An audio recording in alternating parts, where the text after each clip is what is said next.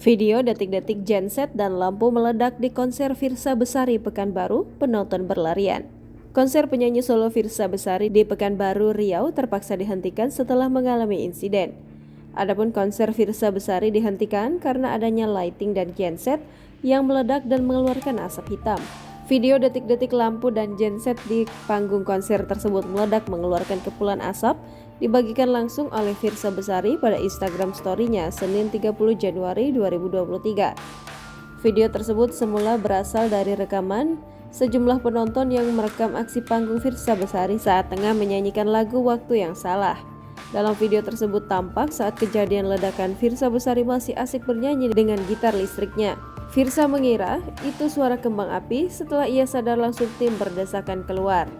Penonton yang memenuhi venue panik, mereka kemudian berlarian untuk keluar dari venue tersebut.